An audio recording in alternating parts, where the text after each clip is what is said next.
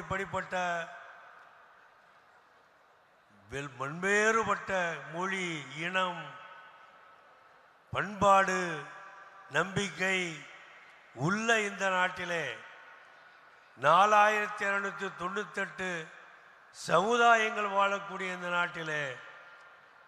நாட்டிலே எப்படி அரசு இருக்க வேண்டும், அரசிலே உள்ளவர்கள் எப்படி நடக்க வேண்டும், எந்த அடிப்படையில் நாடு நடத்தப்பட வேண்டும் என்பதை சுட்டிக்காட்டக்கூடிய ஒரு அறிவு கருவூலமாகத்தான் இந்தியாவுடைய அரசியல் சாசனம் நமக்கு வழங்கப்பட்டிருக்கிறது. அந்த சாசனத்தை இந்திய மக்களாகிய நாம் ஒரு கையிலே ஏந்துவதோடு அது குறித்து கொண்டிருக்கிற அத்தனை கொள்கைகளையும் மறுகையிலே ஏந்தி கொண்டு நடக்கிற காலம்தான் இந்தியாவுக்கு பொற்காலமாக இருக்கும். இந்திய யூனியன் முஸ்லீம் லீக்குடைய மேடைகளிலே நாங்கள் சொல்லுவது, ஒரு கையிலே திருக்குரானை ஏந்தி கொண்டிருக்கிற முஸ்லிம்கள் மறு கையிலே இந்திய அரசியல் சாசனத்தை ஏந்தி கொண்டு நடக்க வேண்டும் என்றுதான் நாங்கள் இந்திய முஸ்லீம் விடுகூடிய கூட்டங்களிலே சொல்லிக் கொண்டிருக்கிறோம். அதையே மாற்றி இந்த மாபெரிய கூட்டத்திலே உங்களிடத்திலே நான் வேண்டுவதும் சொல்ல விரும்புவதும் ஒன்றுதான். நாட்டிலே 4298 சமுதாயங்கள் வாழக்கூடிய இந்த நாட்டில் நாம் அத்தனை பேரும் இந்திய மக்கள். சாரே ஜஹாசே இந்துஸ்தான் ஹமாரா என்று போற்றப்படக்கூடிய நாடு இது.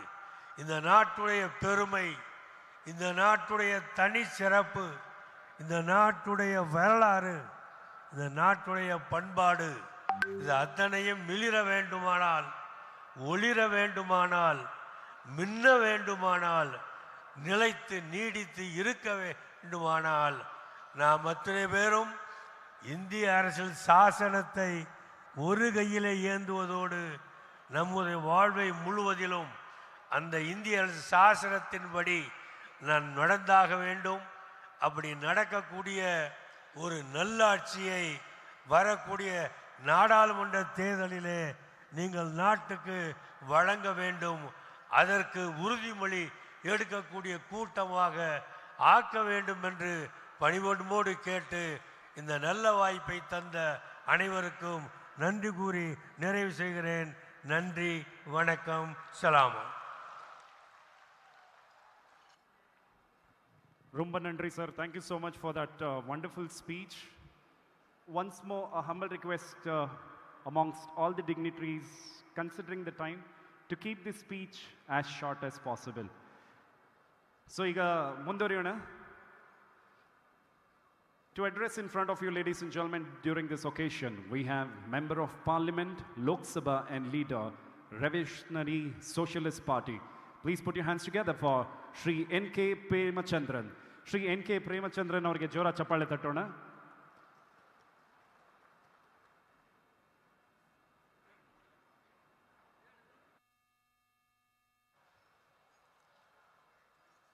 Honorable Chief Minister, Government of Karnataka, Sri Siddharamaiah ji, All India Congress Committee President and the Opposition Leader of Rajya Sabha, Parliament of India, most respected our leader and other dignitaries, other leaders of the dais and dear friends, I on behalf of my party would like to extend our heartiest congratulations to the Government of Karnataka, in particular the Chief Minister of Karnataka, in holding such an auspicious convention so as to protect the basic values of our Constitution. It is the right time by which the country needs such populistic opinions so as to protect the basic values of the Constitution of India. We all know that the Constitution of India, the secular democratic fabric of the country, is under assault, and big challenges are being faced by the Constitution of India because of the dispensations of the government who is in power for the last 10 years, led by the NDA government, led by Sri Narendra Modi, the Prime Minister of the country. We all know that the country is facing such a challenge. The democracy, the secular fabric, when it is under threat, the government is trying to take advantage of the position so as to divide the people on communal life and to have a separation of the people on the basis of the religion, and thereby taking political advantage out of the situation. So the people of India have to be united to protect the Constitution and the basic tenets of Constitution, that is the secular democratic fabric of the country. We all know the preamble of the Constitution of India. The preamble begins with the word "we, the people of India." Yes, absolutely correct. The Constitution of India, the drafting committee presented before the Constituent Assembly, and it was adopted by the Constituent Assembly on November 26, 1949, though it was accepted and adopted by the Constituent Assembly. This was accepted, or it was released by the people of India on 26th of January 1950, that we are bound by the Constitution to protect the Constitution, the values of the Constitution. So when such a threat is there, definitely we, the people of India, have to be united. That unification of the people of India has come through a political perspective. That is what is meant by the Indian National Developmental Inclusive India. Such a political formulation, the basic concept of such a political formulation is nothing but to protect the democratic, secular, constitutional values of the Indian Constitution. That is the real theme and the real motto, the real aim of the political alliance which has now been formed in the Indian political scenario. I would like to share my own experience regarding this program. When I congratulate the Honorable Chief Minister as well as the Cabinet and the Government of Karnataka for having such a function, such a convention. In my district, in the state of Kerala, the district panchayat has conducted a big campaign for 1 year campaign, by which total constitutional literacy campaign was conducted in my district, and it was a big success. And every function begins with the pledge, with the reading of the preamble of the Constitution. We have distributed in every houses, the copy of the Constitution was provided to every houses. And the people of the district, now it has been declared by the Governor of Kerala that the Kollam district is the district having total constitutional literacy is there. And I would like to appeal to the Honorable Chief Minister of Karnataka to have such a program so that the people of the state, people of the country will come to have the full awareness of the Constitution, the values and the principles of the Constitution.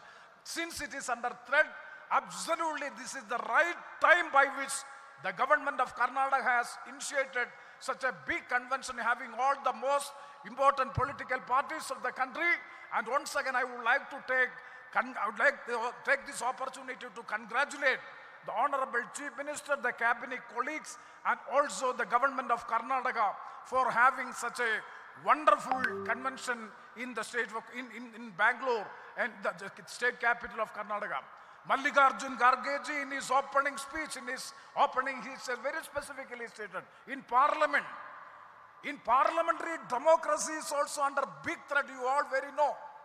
146 MPs in parliament has been unilaterally suspended without stating any basic reason, and the very important crucial legislations were passed by the both houses of the parliament. When opposition members are suspended and keeping outside, and passing of legislations means it is a death bell to the Indian parliamentary democracy. Suppose if it again comes in power, definitely there is no doubt the parliamentary democratic system in the country will be under big threat. So once again I appeal to all the people, and all the people as well as we have to be united so as to protect the parliamentary democratic system, the secular fabric of the country, the democratic fabric of the country envisaged in the constitution, for which let this convention give a good message to the national political scenario so as to have its own impact in the future. With these words I conclude. Thank you very much.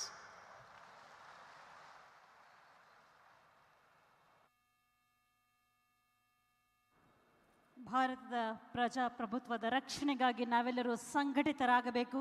ಇದು ಕಾಲದ ಕರೆಯಾಗಿದೆ. ಸಂವಿಧಾನದ ರಕ್ಷಣೆ ನಮ್ಮೆಲ್ಲರ ಜವಾಬ್ದಾರಿ.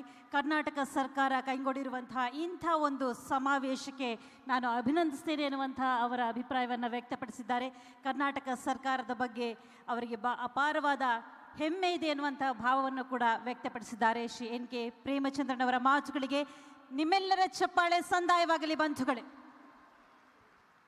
Thank you so much for delivering such a wonderful speech, sir. Now, thank you also keeping in mind the time, and you kept the speech as short as possible. Request amongst the other dignitaries joining us on the podium to keep the speech as short as possible, a span of 2-3 minutes, with the interest of time. Ladies and gentlemen, moving on to our next speaker. D. Devarajan, General Secretary, All India Forward Bloc. ಸ್ವಾಗತಿಸಿ ಬಂಧುಗಳೇ. G Devarajan. ಜೋರ ಚಪ್ಪಾಳೆಯಿಂದ ಸ್ವಾಗತಿಸೋಣ. Honorable Chief Minister of Karnataka, Shri Siddaramaiah ji, Honorable Shri Mallikarjun Kharge ji, President of Indian National Congress, leaders of various political parties across the country who assembled here to attend this historical convention to save our constitution, and dear friends, ladies and gentlemen, हम लोगों ने बहुत समय से इसके बारे में चर्चा करके आ रहे, so I don't want to take much time of you to discuss. Actually, when we are celebrating the 75th anniversary of the enactment of our constitution, it must be a festival mood. But instead of celebrating this event, we are all sharing our concern why it has happened after 75 years. The preamble which we have read here, and everybody knows, that India must be a sovereign, socialist, secular, democratic republic. See, when our constitution was enacted, जब हमारा संविधान parliament के constituent assembly में जब हम लोगों ने adopt किया, उस समय ये समाजवाद और धर्मनिरपेक्ष शब्द हमारा संविधान के अंदर नहीं था. It is Shrimati Indira Gandhi only in 1976 ये दो शब्द हमारा संविधान के अंदर लाया है. इसलिए इंदिरा गांधी जी को हम लोग धन्यवाद देना है फर्स्ट ऑफ ऑल. सेकंड, क्यों हम इस दो शब्द को लाया है? हमारा देश का कोई धर्म नहीं है, सभी धर्म का इक्वल स्टेटस है. कोई भी धर्म में विश्वास ना करके भी आप इंडिया में रह सकते हैं. इसलिए हमारा संविधान के अंदर ये सेक्युलर, ये धर्मनिरपेक्ष, ये शब्द हम लोगों ने इंक्लूड किया है. लेकिन आज ये 10 साल में हम लोग देख रहे थे, जो पार्लियामेंट की इनागुरेशन का जो समय से लेकर के और अभी तक हम लोग देखे आ रहे, जो हिंदुत्व एजेंडा इंप्लीमेंट करने के लिए जो संघ परिवार RSS जो कोशिश कर रहे हैं, उसके सामने एक ही रुकावट है, ये संविधान है. इसलिए संविधान को इन लोगों ने खत्म करना चाहते हैं. इसलिए आज का इस सम्मेलन का एक महत्व है, हम लोगों को इस संविधान को रक्षा करना है. ये जो पहला शब्द उसमें लिखा है, उसको हम लोगों को रक्षा करना जरूरी है. दूसरा शब्द इंदिरा गांधी जी ने लिखा है, हमारा देश एक सोशलिस्ट देश होगा. क्यों ऐसा लिखा है? जो उत्पादन की जो साधन है, उपाधियां है, मीन्स ऑफ प्रोडक्शन कहते हैं, it must be owned by the country. सरकार की कंट्रोल में रहना है. इसलिए हमारा बैंक को उन्होंने नेशनलाइज कर दिया. कोल जो मिट्टी के नीचे की हमारा संपत्ति है, उसको भी उन्होंने देश की संपत्ति बना दिया. हम लोगों ने आसमान में भेजे जो कृत्रिम संपत्ति है उसको भी उन्होंने देश की संपत्ति बना दिया। लेकिन आज क्या देख रहे हैं हम लोगों ने? हमारा देश की सारी संपत्ति एक एक करके बेचे जा रहे। हमारा रेलवे बेच दिया, एयर इंडिया बेच दिया, हमारा कोयला खदान पूरा बेच दिया और हमारा ISRO भी प्राइवेटाइज कर दिया। अगर देश की संपत्ति पूरा प्राइवेटाइज करेगा तो ये सोशलिज्म शब्द का क्या मतलब है? अगर ये सोशलिज्म शब्द जो अगर हमको रक्षा करना है तो ये संविधान को रक्षा करना जरूरी है। इसलिए आज का ये सम्मेलन का इसी प्रकार का महत्व और बढ़ गया है। तीसरा है, इंडिया एक डेमोक्रेटिक कंट्री है। मेरे से पहले कितने भी वक्ताओं ने जो बात रखा, दोज हु स्पोक हियर, किस प्रकार की डेमोक्रेसी चल रहा है? आपने देखा होगा हमारा पार्लियामेंट में विगत सेशन के अंदर 14 मिनट में 11 कानून तैयार हो गया है। 14 मिनट में 11 laws have been passed in the parliament within 14 minutes. एक डोसा बनाने के लिए कम से कम 3 मिनट टाइम लगता है। आटा डालना है, उसको उबालना है, उसके बाद उसको दोबारा स्टेज में डालना, मिलाकर के 3-4 मिनट तो लगेगा ही। 14 मिनट में 11 कानून तैयार हो जा रहे। पार्लियामेंट में पेश हुआ बिल कोई स्टैंडिंग कमेटी डिस्कशन के लिए भेजा नहीं जा रहे। 86% of bill placed in the parliament never gone to the standing committees. किस टाइप ऑफ डेमोक्रेसी की बात कर रहे हैं हम लोग? पूरा असम पार्लियामेंट का 150 मेंबर्स को सस्पेंड करने के बाद पार्लियामेंट के अंदर कानून तैयार हो जा रहे। किस प्रकार की डेमोक्रेसी की बात कर रहे हैं हम लोग? नरेंद्र मोदी जी ने एक नया परिभाषा ला रहे हमारा देश के अंदर। आप सरकार के खिलाफ बोलेगा तो आप देश के खिलाफ बोल रहे, गलत।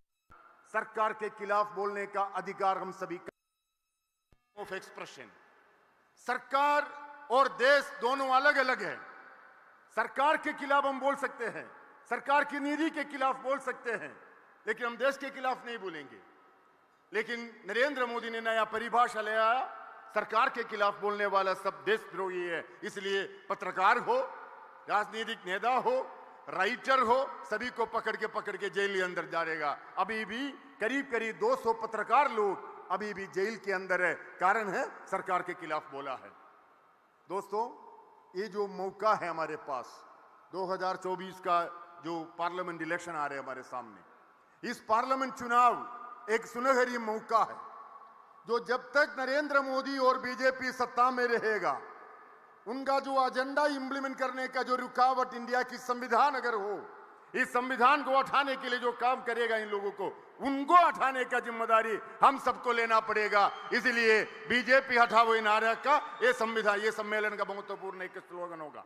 इसलिए हम कर्नाटक सरकार को और सरकार की जो मुख्यमंत्री माननीय सिद्धरामैया जी और हमारा जो सोशल वेलफेयर के मिनिस्टर महादेवप्पा जी और कांग्रेस पार्टी को मैं धन्यवाद देता हूं। इसी प्रकार के एक सम्मेलन के माध्यम से पूरा हिंदुस्तान को एक मैसेज जा रहा है, संविधान को रक्षा करने के लिए डेमोक्रेसी लविंग पीपल इंडिया के अंदर अभी भी है। इसलिए इस चुनाव में, आने वाले चुनाव में Indian national developmental inclusive alliance, India alliance को जिताने के लिए हम सब एक साथ मिलकर के काम करना है। ये संदेश के साथ मेरा बात खत्म करता हूं। जय Hind.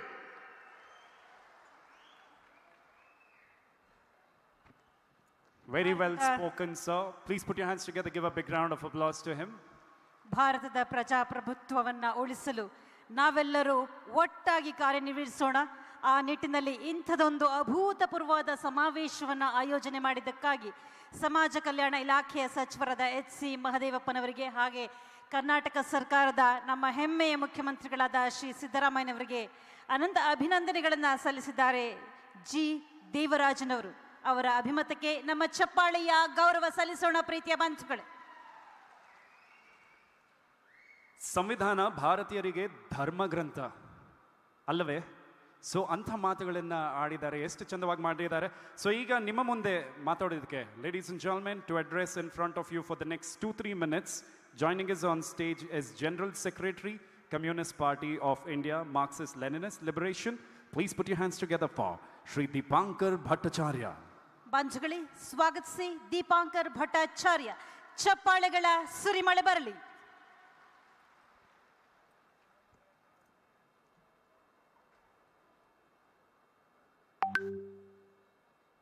President of the Indian National Congress, Kharge Saab, Chief Minister of Karnataka, Siddaramaiah ji, and all other leaders seated on the stage.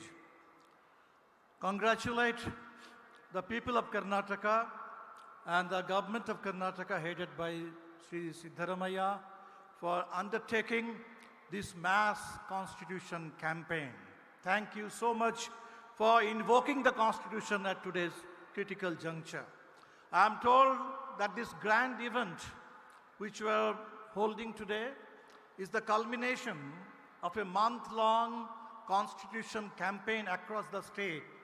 It is absolutely imperative for us to save India and to save democracy, to invoke the Constitution and to stand for the Constitution.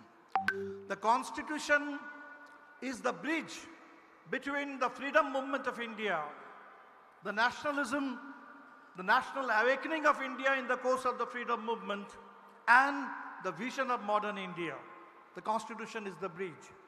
The Constitution reflected the aims of the freedom movement, and the Constitution also reflected the lessons we drew from the partition of India. The BJP today keeps talking about the partition. They want to take us back to the partition. But if you look at the Indian Constitution refused two decisions were very deliberate in the Constituent Assembly. Number one, India adopted parliamentary democracy as opposed to presidential form of democracy. And India adopted the secular fabric of the state.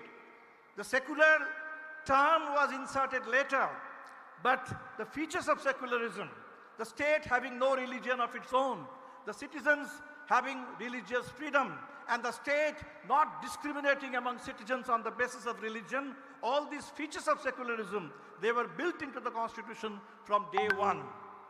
So the Constitution made it very clear that India can survive as a nation, India can develop as a nation only as a secular democracy. Secularism and democracy are two sides of the same coin. There can be no communal democracy, there can be no fascist secularism. India has to remain a secular democracy to survive as one country. And if we need any example from history, it is there in Pakistan. Pakistan was formed on the basis of religion, and Pakistan split up into two countries on the basis of language. So you weaken constitution, you weaken, undermine the constitution, you destroy India's national unity. And by invoking the constitution, I mean all the features of a republic, sovereign, secular, socialist, democratic republic, and all the rights that we, as the people of India, guaranteed to India's citizens: liberty, equality, fraternity, and justice, comprehensive justice. So you weaken the constitution in any respect, in any aspect of the constitution, and you weaken the nation. Today we are at a very critical juncture. I need not tell you how the constitution is being subverted, how the constitution is being undermined, how India's democracy is being destroyed every passing day, every minute. So this is why the coming elections, 2024, are going to be a decisive election for India, for the constitution to survive, for India to survive as a secular democracy. It is absolutely essential to defeat the fascist threat which is now endangering India's constitution and democracy, to defeat the BJP-led government which is waging a daily war on India's constitution and on India's democracy. It is absolutely essential. So I thank you once again, the people of Karnataka, for showing the way, for taking the lead in invoking the constitution, and let us all together take this solemn pledge that today it is absolutely imperative for every one of us who have benefited from the constitution, who have been living as citizens of a free republic, free democracy. We owe this to our constitution, we owe this to our freedom movement and its great legacy, to stand for the freedom movement, to stand for the Constitution. So stand for the Constitution, stand for India, down with fascism, down with communalism. Thank you so much.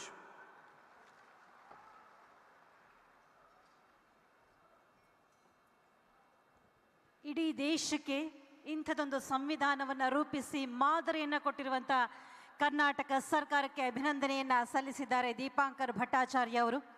Bharat ಜಾತ್ಯತೀತ ಪ್ರಜಾಪ್ರಭುತ್ವ ರಾಷ್ಟ್ರವಾಗಿ ಉಳಿಯಬೇಕಾದರೆ, ಸಂವಿಧಾನದ ರಕ್ಷಣೆಯಾಗಬೇಕಾದರೆ ಮುಂದಿನ ದಿನಮಾನಗಳಲ್ಲಿ ಬರುವಂಥ ಚುನಾವಣೆಯಲ್ಲಿ ಇಂಡಿಯಾವನ್ನು ನೀವೆಲ್ಲರೂ ಬೆಂಬಲಿಸಿ ಎನ್ನುವಂಥ ಅಭಿಪ್ರಾಯವನ್ನು ವ್ಯಕ್ತಪಡಿಸಿದ್ದಾರೆ ದೀಪಾಂಕರ್ ಭಟ್ಟಾಚಾರ್ಯ.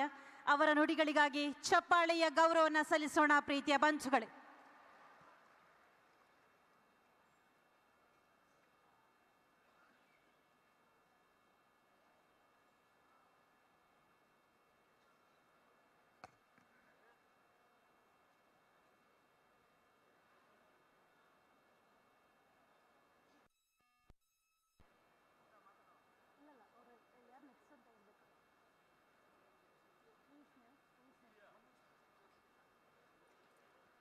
ವೇದಿಕೆಯಲ್ಲಿ ನಮ್ಮೊಂದಿಗಿದ್ದಾರೆ Shri Manoj Bhattacharya, general secretary, Revolutionary Socialist party.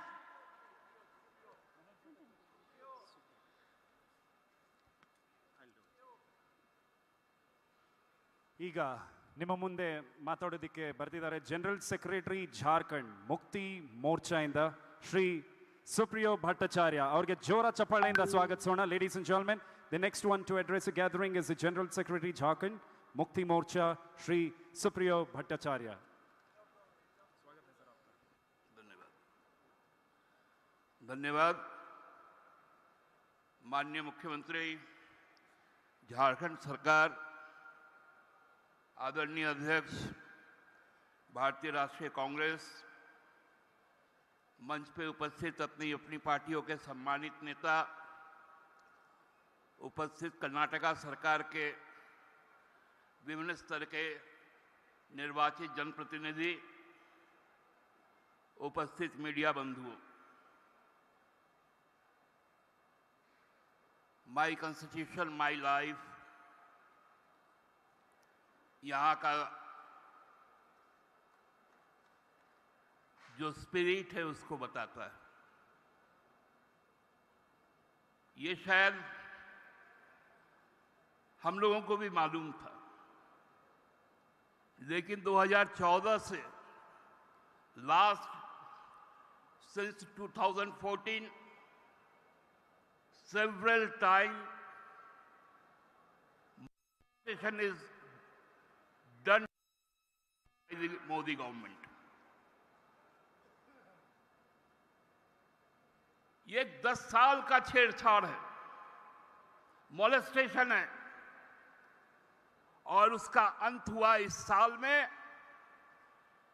जब 2024 का जनवरी महीना के 31 जनवरी को इस डेमोक्रेसी को, इस कॉन्स्टिट्यूशन को बुलडोज कर दिया गया हमारे स्टेट झारखंड में.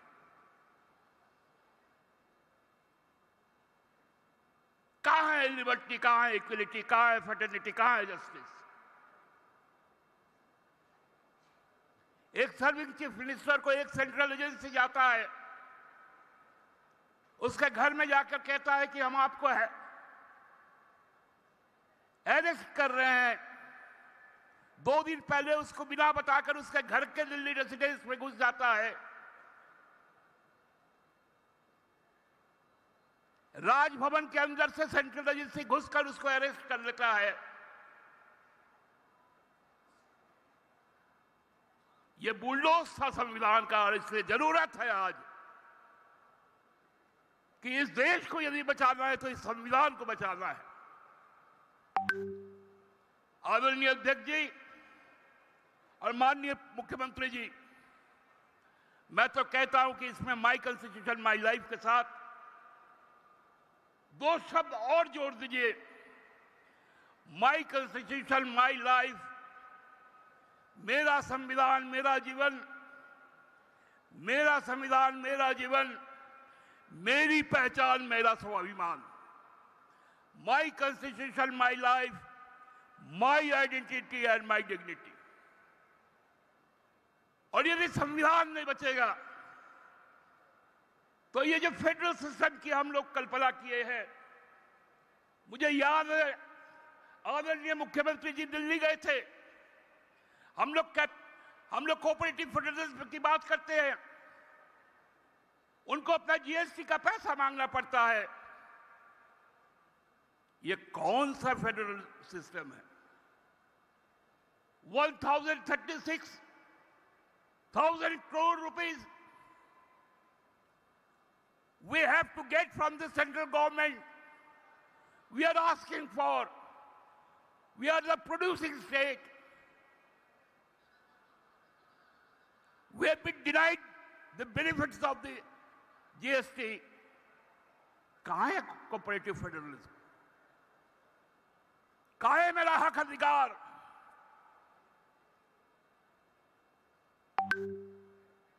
कहाँ है शेड्यूल्ड एरिया एक्ट? पैसा कहाँ है? आज 5th शेड्यूल को, 6th शेड्यूल को, 7th शेड्यूल को एक ही चीज उद्देश्य है, संविधान में आर्टिकल रहेगा, संविधान में शेड्यूल नहीं रहेगा।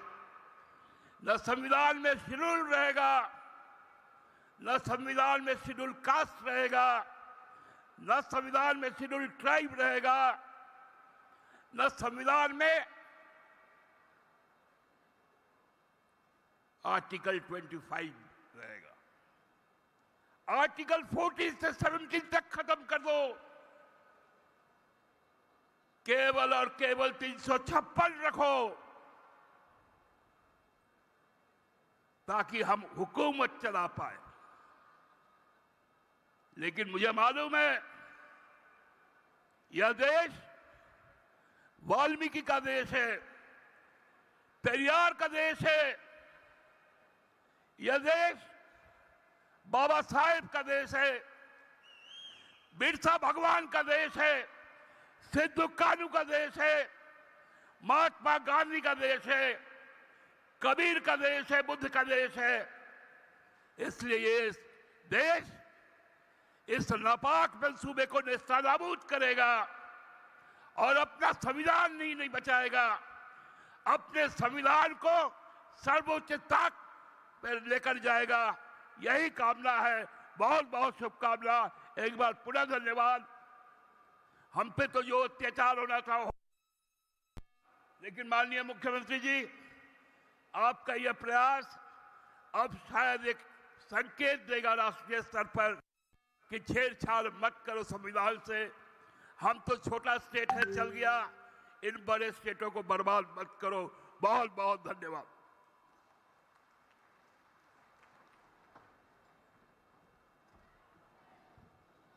ತುಂಬ ಧನ್ಯವಾದಗಳು. बहुत बहुत धन्यवाद सर. बड़े ही अच्छे तरीके से आपने स्पीच किया. Thank you for that wonderful speech. ವಿದ್ಯಾವಂತರಾಗಿರಿ, ಸಂಘಟಿತರಾಗಿರಿ ಮತ್ತು ಉತ್ತೇಜಿತರಾಗಿರಿ. ಎಂತೆಂಥ ಮಾತುಗಳನ್ನು ಕೊಟ್ಟಿದ್ದಾರೆ doctor BR ಅಂಬೇಡ್ಕರ್ನವರು.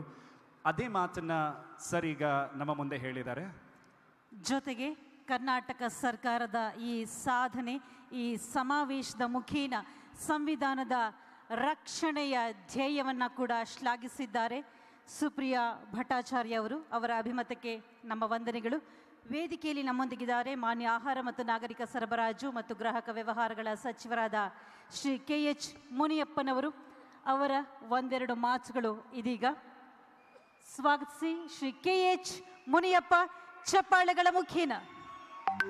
Addressing the gathering now will be Honorable Minister of Food and Civil Government of Karnataka, Shri KH Munyappa.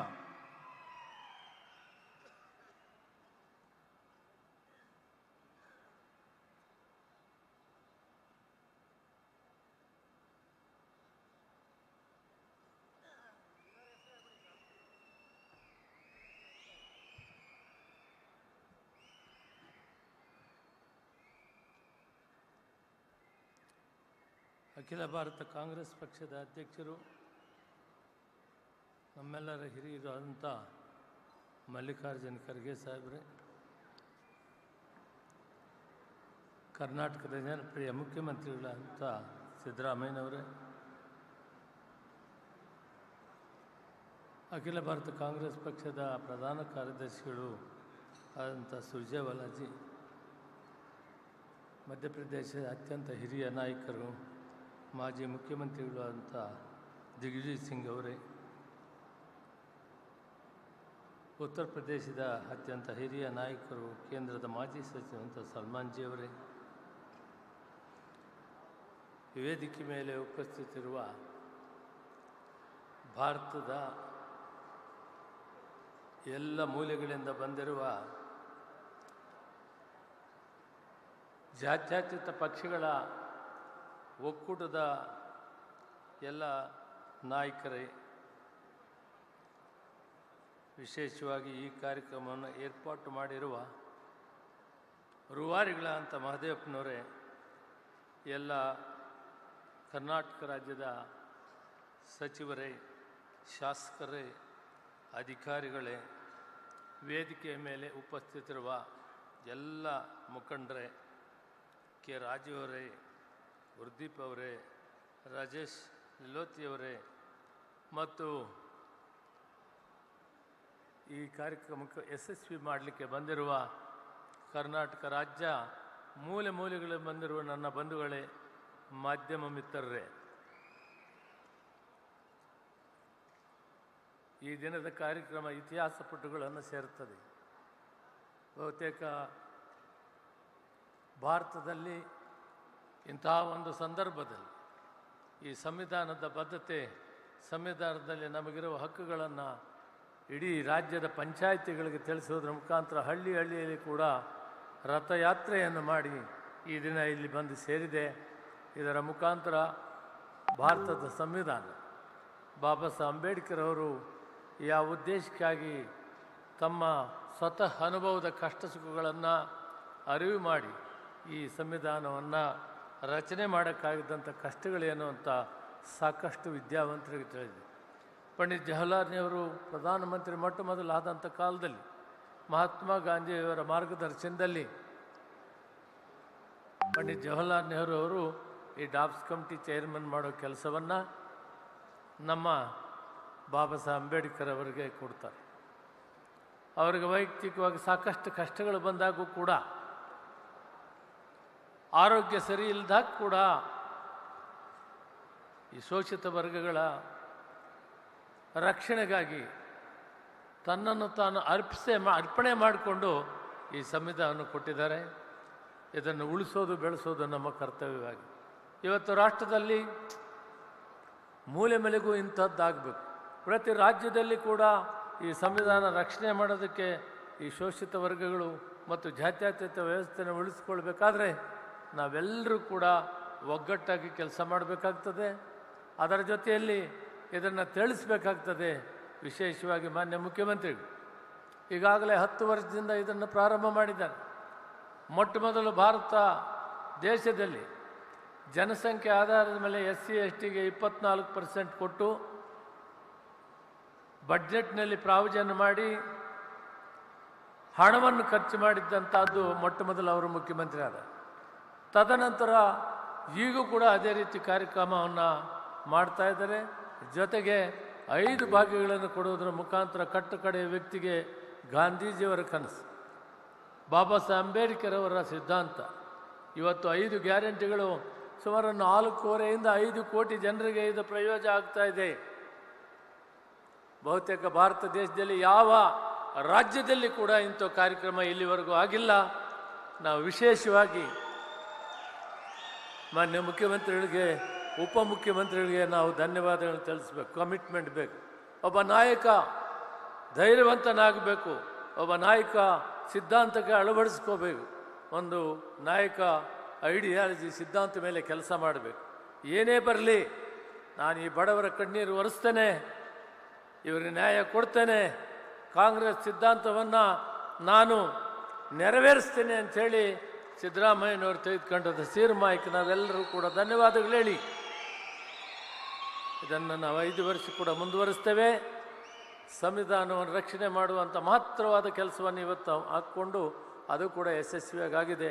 ನಾವೆಲ್ಲ ಒಟ್ಟಿಗೆ ಇದ್ದು ಇದನ್ನು ರಕ್ಷಣೆ ಮಾಡಬೇಕು, ಇದನ್ನು ಮುಂದುವರಿಸಬೇಕು ಅಂತೇಳಿ ನನ್ನ ಮಾತಿಗೆ ವಿರಾಮ ಕೊಡ್ತೇನೆ. ಜೈ ಹಿಂದ್, ಜೈ ಕರ್ನಾಟಕ.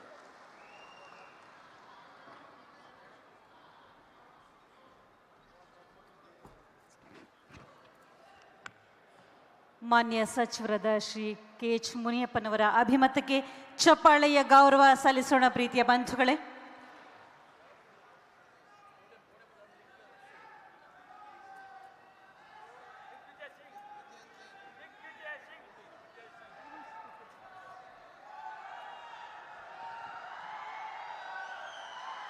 ಯಾರು ಬೇಕು? परम सम्मानीय खड़गे जी, परम सम्मानीय मुख्यमंत्री जी, सम्मानीय मंच, सम्मानीय सदन, मैं बधाई देता हूं महादेवप्पा जी को, जिन्होंने भारतीय संविधान को इस कर्नाटक के गांव-गांव तक पहुंचाया, ग्राम पंचायत तक पहुंचाया और यहाँ के पिछड़े, गरीब, दलित, आदिवासी लोगों को अपने अधिकारों की जानकारी दी। एक तरफ उत्तर भारत में एक दूसरा माहौल बना हुआ है जो भारतीय संविधान को बिल्कुल अलग थलग किए हुए है, और इसीलिए आज कर्नाटक ने वो रास्ता हमें गरीबों को, दलितों को, आदिवासियों को, पिछड़ा वर्ग को और अल्पसंख्यक समुदाय को जो रास्ता बताया है, आप माननीय मुख्यमंत्री जी को और महादेवप्पा जी को विशेषकर और पूरी कैबिनेट को मैं बधाई देना चाहता हूं। आप सब लोग, मुझे मालूम है कि आप मुख्यमंत्री जी को सुनना चाहते हैं, और आज हमारे अल्पसंख्यक समुदाय के लोगों को भी मैं संदेश देना चाहता हूं।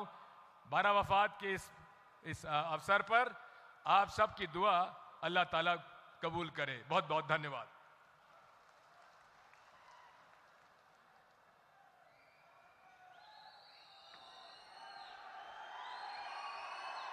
ದಿಗ್ವಿಜಯ್ ಸಿಂಗ್ ಸರ್ಗೆ ಜೋರ ಒಂದ್ಸತಿ ಚಪ್ಪಾಳೆ ತಟ್ಟುವ.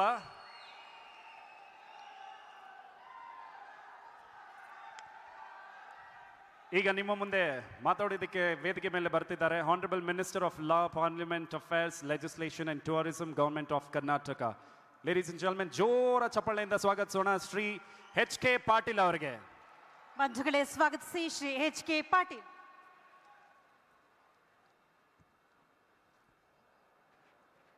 ನಾನು ಭಾಷಣ ಮಾಡೋದಕ್ಕೆ ಬಂದಿಲ್ಲ. ಈ ನನ್ನ ಸಂವಿಧಾನ ನನ್ನ ಜೀವನ ಈ ಕಾರ್ಯಕ್ರಮವನ್ನು ದೇಶದ ಜನ ಗಮನಿಸುವ ಹಾಗೆ ಮಾಡೋದಕ್ಕೆ ಪ್ರೇರಣೆ, ಸ್ಫೂರ್ತಿ ನೀಡಿರ್ತಕ್ಕಂಥ ನಮ್ಮ ಮುಖ್ಯಮಂತ್ರಿಗಳಾದ ಸಿದ್ದರಾಮಯ್ಯನವರಿಗೆ ಅಭಿನಂದಿಸೋದಕ್ಕೆ ಬಂದಿದ್ದೇನೆ. ನಮ್ಮೆಲ್ಲರ ನೇತಾರರಾಗಿರ್ತಕ್ಕಂಥ ಮಲ್ಲಿಕಾರ್ಜುನ್ ಖರ್ಗೆಜಿ ಅವರು ಏನು ಮಾರ್ಗದರ್ಶನ ಮಾಡಿದ್ದಾರೆ, ಆ ಮಾರ್ಗದರ್ಶನದಲ್ಲಿ ನಮ್ಮ ಸಮಾಜ ಕಲ್ಯಾಣ ಇಲಾಖೆಯ ಸಚಿವರಾದ ಮಹದೇವಪ್ಪನವರು ಇದೊಂದು ಐತಿಹಾಸಿಕವಾಗಿರ್ತಕ್ಕಂಥ ಕಾರ್ಯಕ್ರಮ ಮಾಡಿದರು. ನಮ್ಮ ಕರ್ನಾಟಕದ ಪ್ರತಿ ಮನೆಯಿಂದ, ಪ್ರತಿ ಗ್ರಾಮದಿಂದ ಜಾಥಾ ಯಾತ್ರೆ ಪ್ರಾರಂಭ ಆಗಿ ಬೆಂಗಳೂರಿಗೆ ಬಂದು ಸೇರಿ ಈ ಸಮುದ್ರದಂತಾಗಿರ್ತಕ್ಕಂಥ ಈ ಜನಸಾಗರ ಕೂಡೋದಕ್ಕೆ ಹಾಗೂ ಇಷ್ಟೊಂದು ದೊಡ್ಡ ರಾಷ್ಟ್ರೀಯ ಕಾರ್ಯಕ್ರಮ ಮಾಡೋದಕ್ಕೆ ಅವರ ನೇತೃತ್ವ ಸಾಧ್ಯ ಮಾಡ್ತು. ಅವರಿಗೆ ನಿಮ್ಮೆಲ್ಲರ ಪರವಾಗಿ ಅಭಿನಂದನೆಯನ್ನು ಸಲ್ಲಿಸ್ತೇನೆ. ಬಂಧುಗಳೇ, ಕರ್ನಾಟಕ ಇವತ್ತು ಸಮಾನತೆಗೆ, ಸಂವಿಧಾನದ ಸದಾಶಯಗಳನ್ನು ಈಡೇರಿಸೋದಕ್ಕೆ ಹೇಗೆ ಕೆಲಸ ಮಾಡಿದೆ, 5 ಗ್ಯಾರಂಟಿಗಳನ್ನು ಸನ್ಮಾನ್ಯ ಸಿದ್ದರಾಮಯ್ಯನವರ ನೇತೃತ್ವದ ಕಾಂಗ್ರೆಸ್ ಸರ್ಕಾರ ನೀಡೋದ್ರ ಮೂಲಕ ದೇಶದಲ್ಲಿ ಸಮಾನತೆ ಬರುವ ಲಕ್ಷಣ ಇದೆ. ಜನರಿಗೆ ಬೇಕಾದದ್ದನ್ನು ಮುಟ್ಟಿಸಬಹುದಾಗಿರ್ತಕ್ಕಂಥ ಶಕ್ತಿ ಇವತ್ತು ಸರ್ಕಾರಗಳಿಗಿದೆ ಅನ್ನೋದನ್ನು ಸ್ಪಷ್ಟಪಡಿಸಿ 5 ಗ್ಯಾರಂಟಿಗಳ ಮೂಲಕ 1,10,00,000 ಬಡ ಕುಟುಂಬಗಳನ್ನು ಬಡತನ ರೇಖೆಯಿಂದ ಮೇಲೆತ್ತೋದ್ರ ಮೂಲಕ ಒಂದು ದೊಡ್ಡ ಕ್ರಾಂತಿಯನ್ನೇ ಕರ್ನಾಟಕದಲ್ಲಿ ಮಾಡಿರ್ತಕ್ಕಂಥ ಸರ್ಕಾರ ಯಾವ್ದಾರ ಇದ್ರೆ ಅದು ಸನ್ಮಾನ್ಯ ಸಿದ್ದರಾಮಯ್ಯನವರ ನೇತೃತ್ವದ ಕಾಂಗ್ರೆಸ್ ಸರ್ಕಾರ. ಜಗತ್ತಿನಲ್ಲಿ, ನಾನು ದೇಶದಲ್ಲಿ ಹೇಳೋದಿಲ್ಲ, ಜಗತ್ತಿನಲ್ಲಿ ಇಷ್ಟು ದೊಡ್ಡ ಸಂಖ್ಯೆಯ ಬಡತನ ರೇಖೆ ಕೆಳಗಿದ್ದ ಕುಟುಂಬಗಳನ್ನು ಮಧ್ಯಮ ವರ್ಗಕ್ಕೆ ತಂದಿರತಕ್ಕಂಥ ಸಾಧನೆ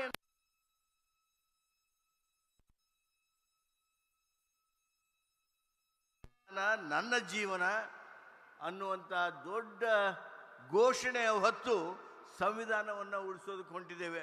ಬಂಧುಗಳೇ, ನೀವೆಲ್ಲ ಗಮನಿಸ್ತಾ ಇದ್ದೀರಿ, ರಾಷ್ಟ್ರದಲ್ಲಿ ಏನು ನಡೆದಿದೆ. ಕಾನೂನು ಅಂತ ಹೇಳ್ತಾರೆ, ಅದು ಇಡಿ ಹೆಸರಿನಲ್ಲಿ ಹೇಳ್ತಾರೆ, CBI ಹೆಸರಿನಲ್ಲಿ ಹೇಳ್ತಾರೆ, ಪೊಲೀಸರ ಹೆಸರಿನಲ್ಲಿ ಹೇಳ್ತಾರೆ. ಎಲ್ಲಿ ನಡೆದಿದೆ, ಏನು ನಡೆದಿದೆ? ಕರ್ನಾಟಕಕ್ಕೆ ಆಗುವಂಥ ಒಂದು ದೊಡ್ಡ ಅನ್ಯಾಯವನ್ನು ನಾವು ಗಮನಿಸಿದರೆ, ಅದು ಬರ ಪರಿಹಾರದಲ್ಲಿ ನಮಗೆ ಕೊಡಬೇಕಾಗಿರ್ತಕ್ಕಂಥ ಹಣ ಇರಲಿ, ನಮಗೆ ಕೊಡಬೇಕಾಗಿರ್ತಕ್ಕಂಥ 14ನೇ ಆಯೋಗದ ಪ್ರಕಾರ, ಆರ್ಥಿಕ ಆಯೋಗದ ಪ್ರಕಾರ ಕೊಡಬೇಕಾಗಿರ್ತಕ್ಕಂಥ ಹಣ ಇರಲಿ, ಇದನ್ನು ಕೇಳೋದಕ್ಕೆ ಪತ್ರ ವ್ಯವಹಾರ ಸಾಲಿಲ್ಲ, ಹೋಗಿ ಹೇಳಿ ಬಂದರೆ ಸಾಲಿಲ್ಲ. ಆದರೆ ಹೋಗಿ ನಾವು ವ್ಯವಸ್ಥೆಯನ್ನು ಅಶಕ್ತಗೊಳಿಸ್ತಕ್ಕಂಥ ಏನೊಂದು ಪ್ರಯತ್ನ ಇವತ್ತು ಕೇಂದ್ರ ಸರ್ಕಾರ ಮಾಡ್ತಾ ಇದೆ, ಅದನ್ನು ಖಂಡಿಸ್ತಾ ಇದ್ದೇವೆ. ಅದರ ಜೊತೆಗೆ ಬಂಧುಗಳೇ, ಕೇಂದ್ರ ಸರ್ಕಾರ ಏನು ಮಾಡ್ತಾ ಇದೆ, BJP ಸರ್ಕಾರ ಏನು ಮಾಡ್ತಿದೆ, ಮೋದಿ ನೇತೃತ್ವದ ಸರ್ಕಾರ ಏನು ಮಾಡ್ತಾ ಇದೆ? The intent of the constitution and the content of the constitution is being dented by this Modi's government, by this BJP ruled government at Delhi. ಖಂಡಿಸ್ತೀವಿ. ನಮ್ಮ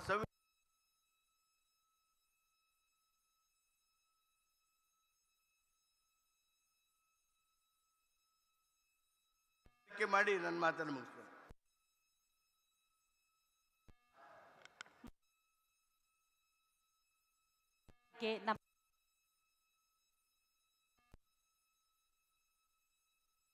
ಸಂಚರಿಸಿದಂತಹ ಸಂವಿಧಾನ ಜಾಗೃತಿ ಜಾಥಾದಲ್ಲಿ ತಮ್ಮ ಜಿಲ್ಲೆಗಳಿಗೆ ಬಂದಾಗ ಅತ್ಯುತ್ತಮವಾದಂತಹ ಚಟುವಟಿಕೆಗಳನ್ನು ಏರ್ಪಡಿಸಿ ಸಂವಿಧಾನದ ಅರಿವು ಮೂಡಿಸಿದಂತಹ Bengaluru urban deputy commissioner Shri Dayanand ಅವರು ಈ ಬಹುಮಾನಕ್ಕೆ ಪಾತ್ರರಾಗಿದ್ದಾರೆ. ಅವರ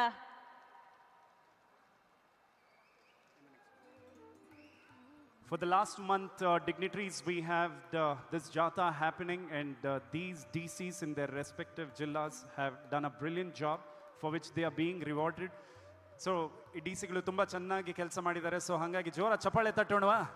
ಧಾರವಾಡ ಜಿಲ್ಲೆಯಿಂದ ಡೆಪ್ಯೂಟಿ ಕಮಿಷನರ್ ಶ್ರೀಮತಿ ದಿವ್ಯಾ ಪ್ರಭು ಅವರು ಸ್ವೀಕಾರ ಮಾಡಿದ್ದಾರೆ. ಇದೀಗ ಬೆಂಗಳೂರು ಅರ್ಬನ್ ಇಂದ ಡೆಪ್ಯೂಟಿ ಕಮಿಷನರ್ ಶ್ರೀ ದಯಾನಂದ್ ಅವರು ಸ್ವೀಕಾರ ಮಾಡ್ತಾ ಇದ್ದಾರೆ. ಅತ್ಯುತ್ತಮವಾದ ಚಟುವಟಿಕೆಗಳನ್ನು ಏರ್ಪಡಿಸಿ ಸಂವಿಧಾನದ ಅರಿವು ಮೂಡಿಸೋದಕ್ಕಾಗಿ ಈ ಬಹುಮಾನಕ್ಕೆ ಪಾತ್ರರಾಗಿದ್ದಾರೆ. ಚಪ್ಪಾಳಿಯ ಗೌರವವನ್ನು ಸಲ್ಲಿಸೋಣ ಪ್ರೀತಿಯ ಬಂಧುಗಳೇ.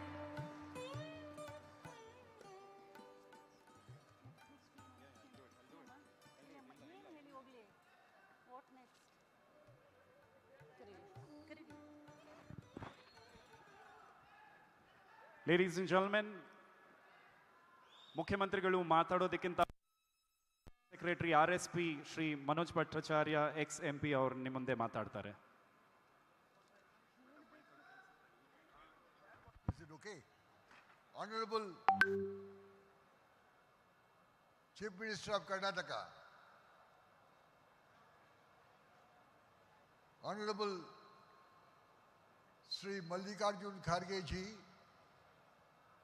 the leader of the opposition in Rajya Sabha and the president of All India National Congress, my friend, young friend brother HD Mahadevappa, the minister, other leaders sitting over here, and my sisters and brothers of Karnataka. I have been so long very keenly hearing about the speeches of my leaders over here. First of all, I declare that the Revolutionary Socialist Party fully supports this movement. The movement what has been launched by none else than the Honorable Chief Minister of Karnataka, Sri Siddaramaiah ji, that we have got to protect our constitution. We have got to protect our democracy. We have got to protect our secularism. We have got to protect the nation from the inevitable peril of consecutive onslaughts by the theocratic party, the party driven by the RSS and the BJP. But my question is, why they are attacking constitution? Why they are attacking democracy? Why they are attacking secularism? Is it only to establish Hindi, Hindu, Hindustan in India? Is it only to create number of temples, including Rama temple in Ayodhya and many other temples? Is it only to impose Hindi on the non-Hindi speaking people of the country, particularly those who are residing in the old civilization, Dravidian civilization of South India? I'll say these are there. But the primary question is polarization of wealth. They are ensuring a situation where only a handful of people in this country, not even 1%, they are now possessing 58% of our wealth, national wealth. Even if we compare with the United States of America, this 1% possess some 37%. So we are becoming a nation where majority will languish and only a handful will have immense of wealth, the wealth of the world. So primarily they are inclined to introduce such a system in India so that they can do this in innumerable number of ways. I can explain it. Time is not in our favor. And that is why they are attacking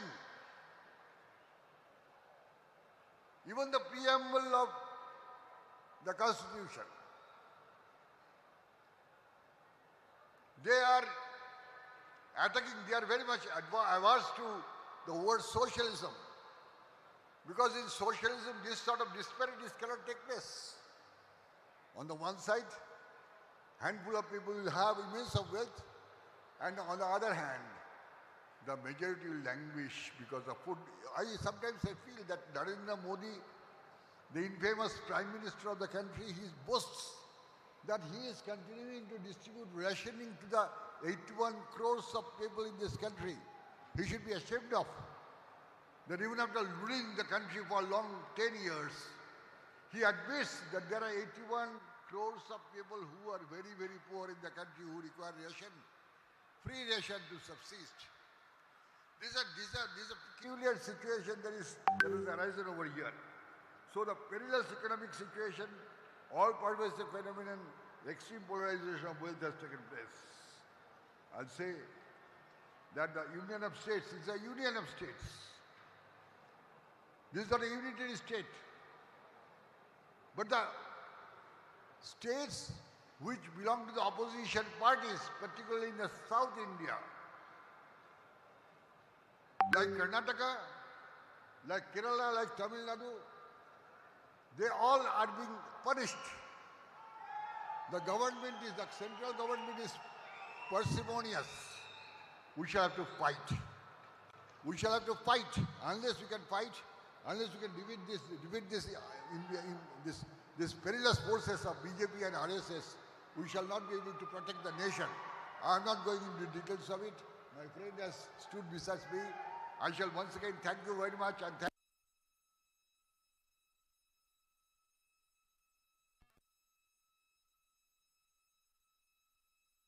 we shall discuss. Thank you so much. Long live the unity of the common people.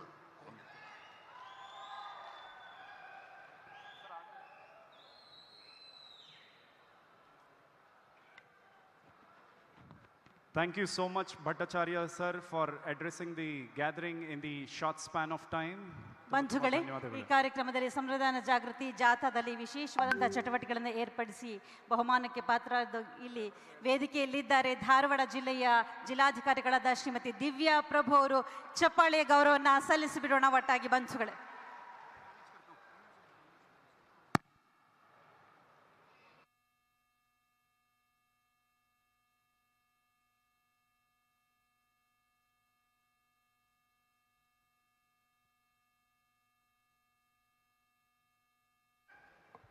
Check. ಈಗ ನಿಮ್ಮ ಮುಂದೆ ಮಾತಾಡೋದಿಕ್ಕೆ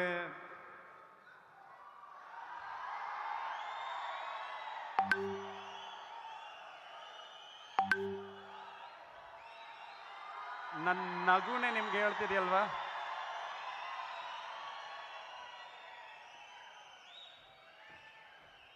ಸಾವಿರಾರು ಲಕ್ಷಗಟ್ಟಲೆ ಜನರಿಗೆ ಊಟ ಸಿಗದೆ ಇರುವಂತಹ ಜನರಿಗೆ ಊಟ ಸಿಗೋ ಹಾಗೆ ಮಾಡಿದ ರಾಯ.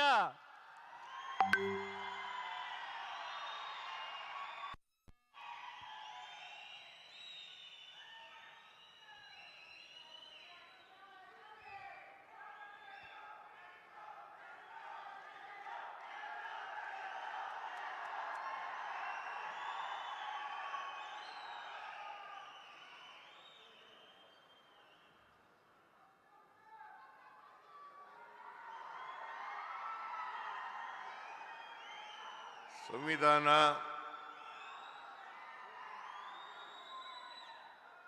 ಮತ್ತು ಐಕ್ಯತಾ ಸಮಾವೇಶದ ಸಮಾರೋಪ ಸಮಾರಂಭದಲ್ಲಿ ಭಾಗವಹಿಸಿರ್ತಕ್ಕಂಥ ಅಖಿಲ ಭಾರತ ಕಾಂಗ್ರೆಸ್ ಪಕ್ಷದ ಅಧ್ಯಕ್ಷರಾದಂಥ ಮಾನ್ಯ ಮಲ್ಲಿಕಾರ್ಜುನ ಖರ್ಗೆ ಅವರೇ, ವೇದಿಕೆ ಮೇಲಿರ್ತಕ್ಕಂಥ ವಿರೋಧ ಪಕ್ಷಗಳ ಬಿಜೆಪಿಯೇತರ ಪಕ್ಷಗಳ ಎಲ್ಲ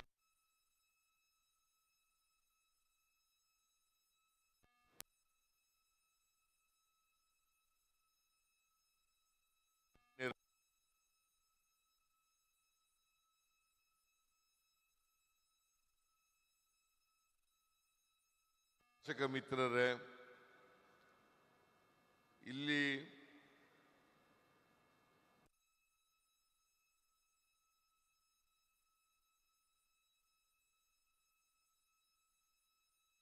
ಸೋದರ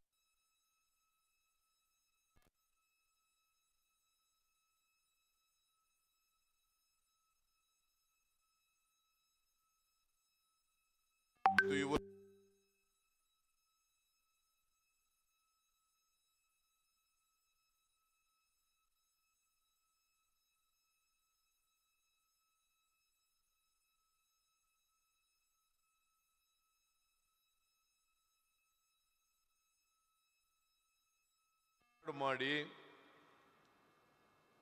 ಸಮಾಜ ಕಲ್ಯಾಣ ಸಚಿವರಾದಂಥ ಡಾಕ್ಟರ್ ಎಚ್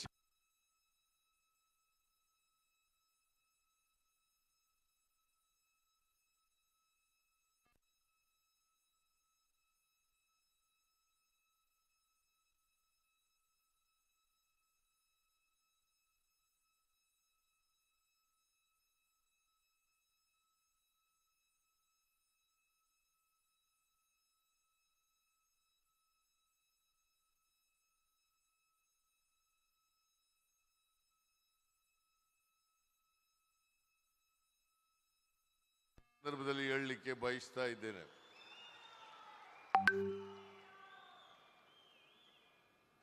ನಿನ್ನೆ ಈ ಸಮಾವೇಶ ಉದ್ಘಾಟನೆ ಆಯಿತು. ಈ ಸಮಾವೇಶವನ್ನ ಉದ್ಘಾಟನೆ ಮಾಡಿ ನಿನ್ನೆ ಈ ಸಮಾವೇಶವನ್ನು ಉದ್ದೇಶಿಸಿ ನಾನು ಭಾಷಣವನ್ನು ಮಾಡಿದ್ದೇನೆ. ಆದ್ದರಿಂದ ಹೆಚ್ಚು ಮಾತಾಡಲಿಕ್ಕೆ ಹೋಗಲ್ಲ. ನಾನು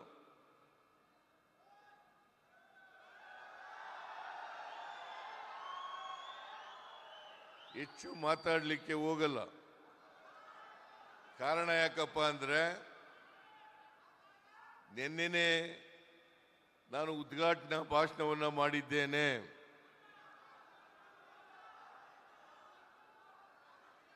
ಸಂವಿಧಾನ ಜಾರಿಯಾಗಿ 75ನೇ ವರ್ಷ ನಡೀತಾ ಇದೆ. ಈ ವರ್ಷ ಇಡೀ ರಾಜ್ಯದಲ್ಲಿ ಕರ್ನಾಟಕ ಸರ್ಕಾರ ಸಂವಿಧಾನ ಜಾರಿಗೆ ಬಂದಂಥ ಅಮೃತ ವರ್ಷವನ್ನು ಆಚರಣೆ ಮಾಡ್ತಾ ಇದ್ದೀವಿ. 1950ನೇ ಇಸ್ವಿ ಜನವರಿ 24ನೇ ತಾರೀಕು ಸಂವಿಧಾನ ಜಾರಿಗೆ ಬಂದಂಥ ದಿನ. ನಾವು 1924ನೇ ಇಸ್ವಿ ಜನವರಿ 24ನೇ ತಾರೀಕು ಅವತ್ತು ಸಂವಿಧಾನ ಜಾರಿಯಾದಂಥ ದಿನವನ್ನು ಆಚರಣೆ ಮಾಡ್ತಕ್ಕಂಥ ಸಂದರ್ಭದಲ್ಲಿ ಕರ್ನಾಟಕದಲ್ಲಿ ಒಂದು ಐತಿಹಾಸಿಕವಾದಂಥ ತೀರ್ಮಾನವನ್ನು ಮಾಡಿ ಕರ್ನಾಟಕ ರಾಜ್ಯದ 30 ಜಿಲ್ಲೆಗಳಲ್ಲಿ ಸುಮಾರು 6,000ಕ್ಕೂ ಹೆಚ್ಚು ಪಂಚಾಯಿತಿಗಳಲ್ಲಿ ಸಂವಿಧಾನ ಜಾಥಾವನ್ನು ಏರ್ಪಾಡು ಮಾಡಿದ್ದು. ಆ ಜಾಥಾ ಪ್ರತಿ ಜಿಲ್ಲೆಯಲ್ಲಿ ಪ್ರತಿ ಗ್ರಾಮ ಪಂಚಾಯಿತಿಗೆ ಹೋಗಿ ಜನರನ್ನ ಜಾಗೃತಗೊಳಿಸ್ತಕ್ಕಂಥ, ಇವತ್ತು ಪ್ರಜಾಪ್ರಭುತ್ವಕ್ಕೆ ಸಂವಿಧಾನಕ್ಕೆ ನರೇಂದ್ರ ಮೋದಿಯವರ ಸರ್ಕಾರದಿಂದ ಏನು ಆತಂಕ ಬಂದಿದೆ, ಈ ಆತಂಕವನ್ನು ಜನರಿಗೆ ತಿಳಿಸ್ತಕ್ಕಂಥ ಪ್ರಯತ್ನವನ್ನು ನಾವು ಮಾಡಿದ್ದೇವೆ. ಇವತ್ತು ಪ್ರಜಾಪ್ರಭುತ್ವಕ್ಕೆ ಸಂವಿಧಾನಕ್ಕೆ ಬಿಜೆಪಿ ಪಕ್ಷದಿಂದ ನರೇಂದ್ರ ಮೋದಿಯವರಿಂದ ಇವತ್ತು ಧಕ್ಕೆ ಬಂದಿರತಕ್ಕಂಥದ್ದನ್ನು ನಾವೆಲ್ಲರೂ ಕೂಡ ಅರ್ಥ ಮಾಡ್ಕೋಬೇಕಾಗ್ತದೆ. ನಮ್ಮ ಸಂವಿಧಾನ ಬಾಬಾ ಸಾಹೇಬ್ ಅಂಬೇಡ್ಕರ್ ಅವರು ಇದನ್ನು ರಚನೆ ಮಾಡಿ ಕೊಟ್ಟಿರ್ತಕ್ಕಂಥದ್ದು. ಅವರು ರಚನೆ ಮಾಡೋದಕ್ಕಿಂತ ಮುಂಚಿತವಾಗಿ ಅನೇಕ ದೇಶಗಳಲ್ಲಿರ್ತಕ್ಕಂಥ ಸಂವಿಧಾನವನ್ನು ಅಭ್ಯಾಸ ಮಾಡಿ ಆ ಸಂವಿಧಾನಗಳಲ್ಲಿರ್ತಕ್ಕಂಥ ಒಳ್ಳೆಯ ವಿಚಾರಗಳನ್ನು ತಗೊಂಡು ನಮ್ಮ ರಾಷ್ಟ್ರಕ್ಕೆ, ನಮ್ಮ ಸಮಾಜಕ್ಕೆ ಎಂತಹ ಸಂವಿಧಾನ ಬೇಕು, ನಮ್ಮಲ್ಲಿರ್ತಕ್ಕಂಥ ಸಾಮಾಜಿಕ ಆರ್ಥಿಕ ಸಮಸ್ಯೆಗಳಿಗೆ ಪರಿಹಾರ ಕೊಡ್ತಕ್ಕಂಥ ಸಂವಿಧಾನವನ್ನು ರಚನೆ ಮಾಡಿ ಇವತ್ತು ಈ ದೇಶಕ್ಕೆ ಕೊಟ್ಟಿದ್ದಾರೆ. ಇದನ್ನ ಜಾರಿಯಾದಂಥ ದಿನದಿಂದ ಭಾರತೀಯ ಜನತಾ ಪಕ್ಷದವರು ಆಂತರಿಕವಾಗಿ ವಿರೋಧ ಮಾಡ್ತಾ ಇದ್ದಾರೆ ಅಂತಕ್ಕಂಥದ್ದನ್ನು ತಮಗೆ ತಿಳಿಸಲಿಕ್ಕೆ ಬಯಸ್ತಾ ಇದ್ದೇನೆ.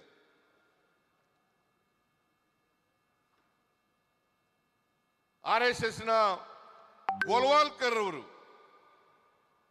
ಇದು ಅನೇಕ ದೇಶಗಳ ಸಂವಿಧಾನವನ್ನು ನೋಡ್ಕೊಂಡು ಮಾಡಿರ್ತಕ್ಕಂಥ ಒಂದು ಗೊಂದಲದ ಗೂಡು ಅಂತಕ್ಕಂಥ ರೀತಿಯಲ್ಲಿ ಮಾತನಾಡಿದ್ದಾರೆ. ಈ ಭಾರತೀಯ ಜನತಾ ಪಕ್ಷ ಅಥವಾ ಅದರ RSS ಅವ್ರು ಯಾರೂ ಕೂಡ ಸಂವಿಧಾನವನ್ನು ಗೌರವಿಸ್ತಕ್ಕಂಥದ್ದಾಗಲಿ, ಸಂವಿಧಾನದಲ್ಲಿರ್ತಕ್ಕಂಥ ದೈವೋದ್ದೇಶಗಳನ್ನು ಅವರು ಗೌರವಿಸ್ತಕ್ಕಂಥದ್ದಾಗಲಿ ಇಲ್ಲ ಅಂತಕ್ಕಂಥದ್ದನ್ನು ನಾವು ಅವರು ಅಧಿಕಾರದಲ್ಲಿರ್ತಕ್ಕಂಥ ಸಂದರ್ಭದಲ್ಲಿ ನಾವು ನೋಡಿದ್ದೇವೆ.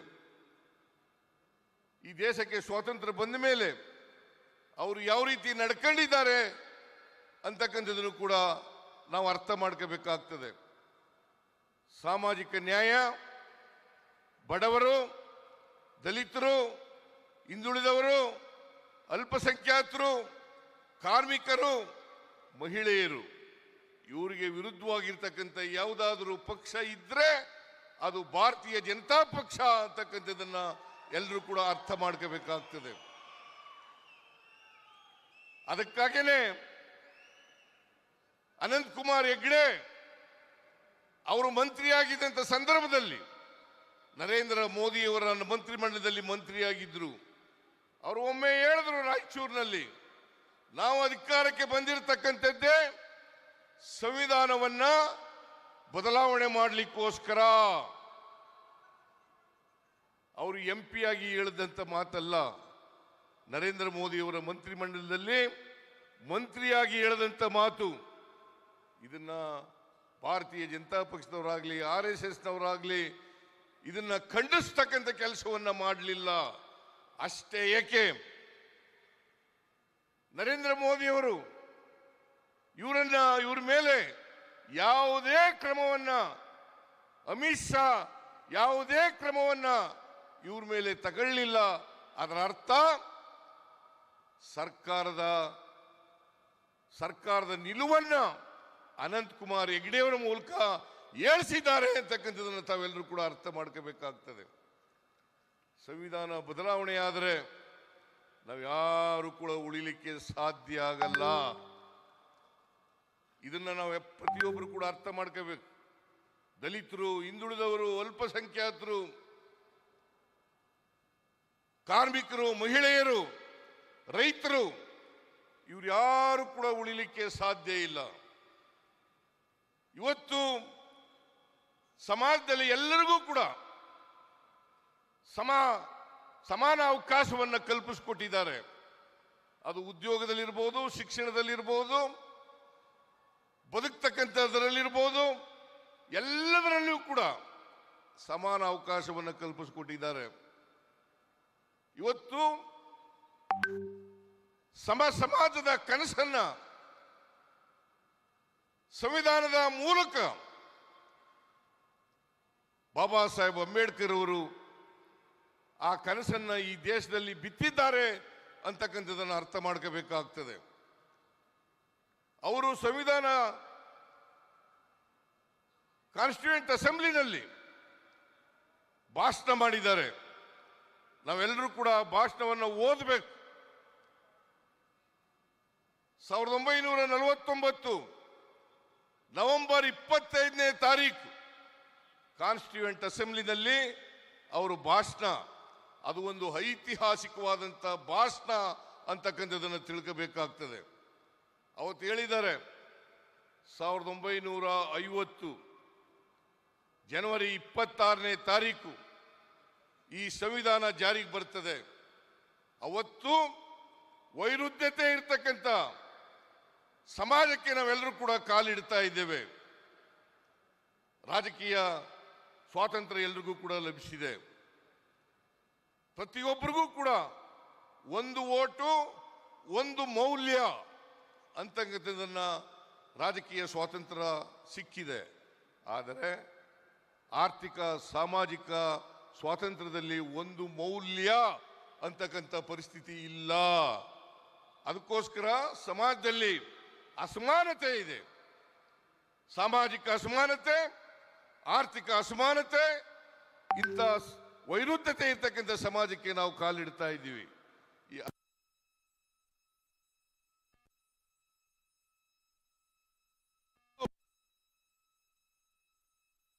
ಅಧಿಕಾರಕ್ಕೆ ಬರಲಿ, ಅವರೆಲ್ಲರೂ ಕೂಡ ಸಂವಿಧಾನದ ಧ್ಯೇಯೋದ್ದೇಶಗಳನ್ನು ಜಾರಿಗೆ ಕೊಟ್ಟು ಅದರ ಆಶಯಗಳನ್ನು ಈಡೇರಿಸತಕ್ಕಂಥ ಪ್ರಯತ್ನವನ್ನು ಮಾಡಬೇಕು. ಮತ್ತೆ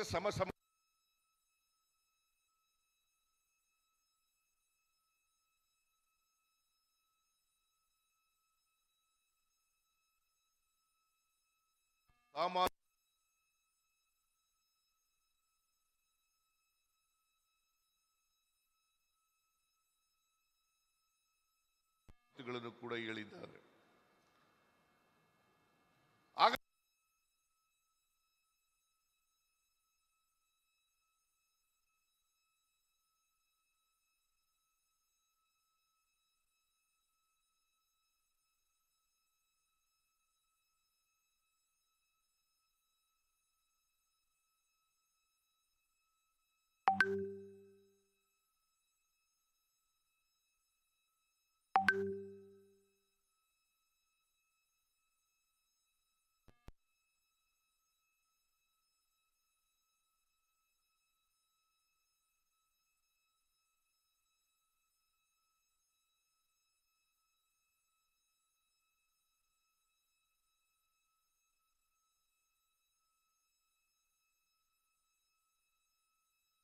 ಕಾಂಗ್ರೆಸ್ ಪಕ್ಷ ಕರ್ನಾಟಕದಲ್ಲಿ ಹಿಂದೆ ಅಧಿಕಾರದಲ್ಲಿದ್ದಾಗ ನಾವು ಯಾವ ವರ್ಗ ಯಾವ ಜನ ಅವಕಾಶಗಳಿಂದ ವಂಚಿತರಾಗಿದ್ದಾರೆ ಆ ಜನರಿಗೆ ಆರ್ಥಿಕವಾಗಿ ಸಾಮಾಜಿಕವಾಗಿ ಶಕ್ತಿ ತುಂಬತಕ್ಕಂಥ ಅವರೂ ಕೂಡ ಈ ಸಮಾಜದಲ್ಲಿ ಸ್ವಾಭಿಮಾನದಿಂದ ಬದುಕ್ತಕ್ಕಂಥ ವ್ಯವಸ್ಥೆಯನ್ನ ನಿರ್ಮಾಣ ಮಾಡ್ತಕ್ಕಂಥ ಕೆಲಸವನ್ನು ನಾವು ಮಾಡೋದು.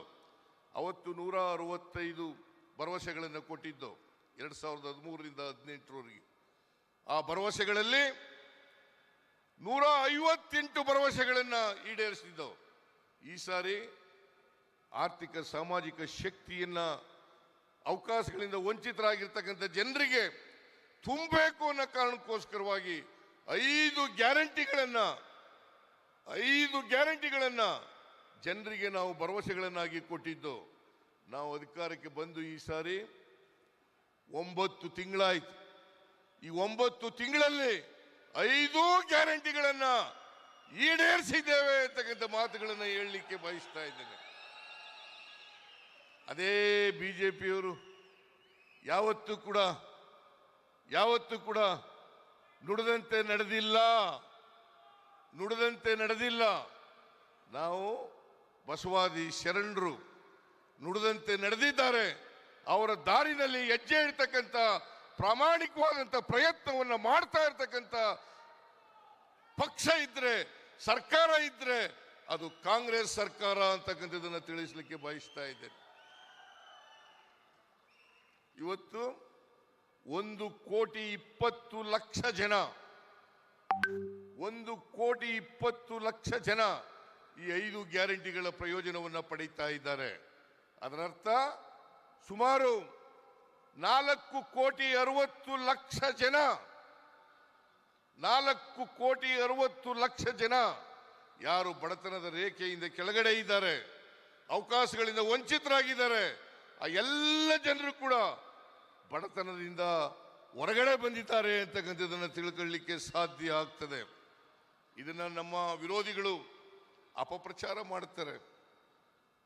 ಮೊದಲು ಹೇಳಿದ್ರು ಈ ಗ್ಯಾರಂಟಿಗಳನ್ನ ಜಾರಿ ಮಾಡಲಿಕ್ಕೆ ಸಾಧ್ಯ ಇಲ್ಲ. ಒಂದು ವೇಳೆ ಜಾರಿ ಮಾಡಿದ್ರೆ ಕರ್ನಾಟಕ ರಾಜ್ಯ ಆರ್ಥಿಕವಾಗಿ ದಿವಾಳಿ ಆಗ್ತದೆ. ಯಾರು ಇದನ್ನ ಹೇಳಿದವರು ಅಂತಂದ್ರೆ ಈ ದೇಶದ ಪ್ರಧಾನಮಂತ್ರಿ ನರೇಂದ್ರ ಮೋದಿಯವರು. ಈಗ ಯಾವ ಗ್ಯಾರಂಟಿಗಳನ್ನು ವಿರೋಧ ಮಾಡದಂತ ನರೇಂದ್ರ ಮೋದಿಯವರು ಅವರೇ ಇವತ್ತು ನರೇಂದ್ರ ಮೋದಿ ಗ್ಯಾರಂಟಿ ಅಂತ ಹೇಳ್ಕೊಂಡು ತಿರುಗಾಡ್ತಾ ಇದ್ದಾರೆ.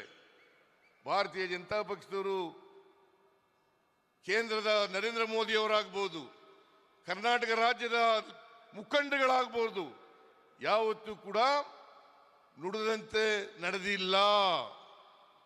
ಇವತ್ತು ಏನಾದರೂ ಬಿಜೆಪಿಯವರ ಮನೆ ದೇವರು ಯಾವುದು ಅಂತಂದ್ರೆ ಅದು ಸುಳ್ಳು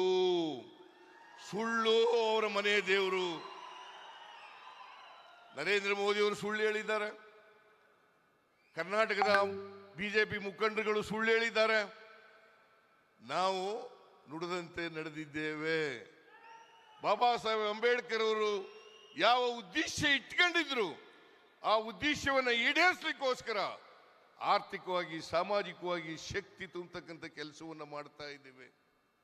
ಯಾಕಂತಂದ್ರೆ ಭಾರತೀಯ ಜನತಾ ಪಕ್ಷದವರು ಸಾಮಾಜಿಕ ನ್ಯಾಯದ ವಿರೋಧಿಗಳು. ಅವರು ಮನುಸ್ಮೃತಿನಲ್ಲಿ ನಂಬಿಕೆ ಇಟ್ಕೊಂಡಿರ್ತಕ್ಕಂಥವರು. ಬಾಬಾ ಸಾಹೇಬ್ ಅಂಬೇಡ್ಕರ್ ಅವರು ಕೊಟ್ಟಿರ್ತಕ್ಕಂಥ ಸಂವಿಧಾನದಲ್ಲಿ ನಂಬಿಕೆ ಇಲ್ಲ.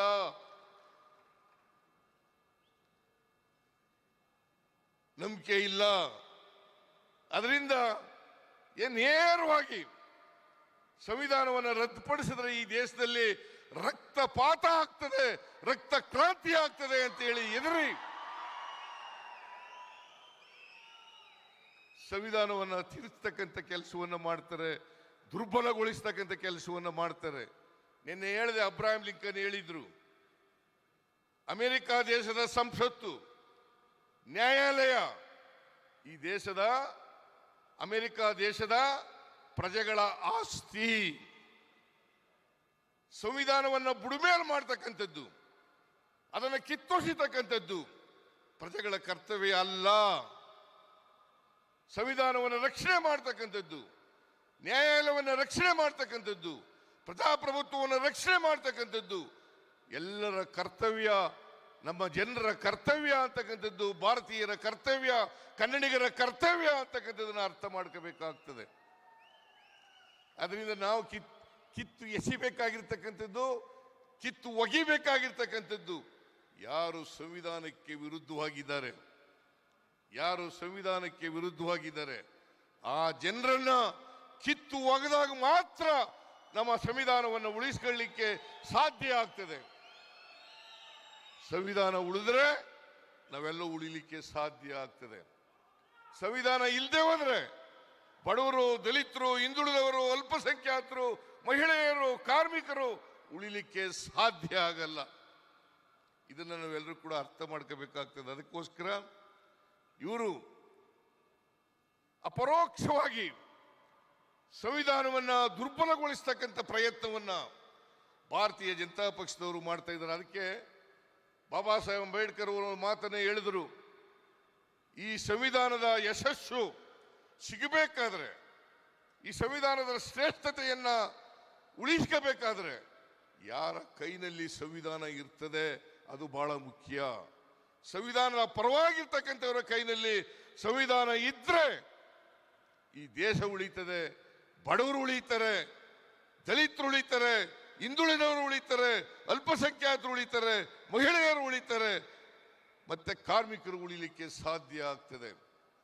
ಸಂವಿಧಾನಕ್ಕೆ ವಿರುದ್ಧವಾಗಿರೋರ ಕೈನಲ್ಲಿದ್ದರೆ ಸಾಧ್ಯ ಇಲ್ಲ. ಇದನ್ನು ನಾವು ಅರ್ಥ ಮಾಡ್ಕೋಬೇಕಾಗ್ತದೆ. ಅದಕ್ಕೋಸ್ಕರ ಸಂವಿಧಾನದ ಬಗ್ಗೆ ಗೌರವ ಇರ್ತಕ್ಕಂಥ, ಸಂವಿಧಾನದ ಬಗ್ಗೆ ನಂಬಿಕೆ ಇಟ್ಕೊಂಡಿರ್ತಕ್ಕಂಥ, ಸಂವಿಧಾನದ ಬಗ್ಗೆ ಬದ್ಧತೆ ಇರ್ತಕ್ಕಂಥ ಜನರ ಕೈನಲ್ಲಿ ಅಧಿಕಾರ ಇರಬೇಕು, ಅದನ್ನು ನೀವು ಮಾಡಬೇಕು ಅಂತಕ್ಕಂಥ ಮನವಿಯನ್ನ ನಿಮ್ಮಲ್ಲಿ ಅತ್ಯಂತ ಕಳಕಳಿಯಿಂದ ಪ್ರಾರ್ಥನೆ ಮಾಡಲಿಕ್ಕೆ ಬಯಸ್ತಾ ಇದ್ದೇನೆ. ಮುಂಬರ್ತಕ್ಕಂಥ ಲೋಕಸಭಾ ಚುನಾವಣೆಯಲ್ಲಿ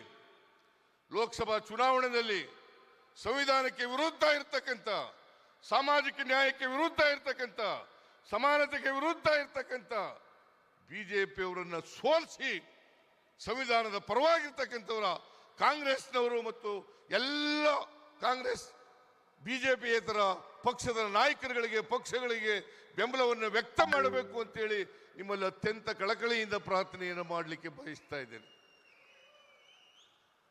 ಇಷ್ಟನ್ನೇ ಹೇಳಿ ಈ ಸಮಾವೇಶ ಯಶಸ್ವಿಯಾಗಿ ಕಾರಣಕರ್ತರಾದಂಥ ಮಾದೇವಪ್ಪ ಮತ್ತು ಎಲ್ಲ ಅವರ ತಂಡದವರಿಗೆ ಧನ್ಯವಾದಗಳನ್ನು ಹೇಳಿ ನನ್ನ ಮಾತನ್ನು ಮುಗಿಸ್ತೇನೆ. ಜೈ ಹಿಂದ್, ಜೈ ಕರ್ನಾಟಕ.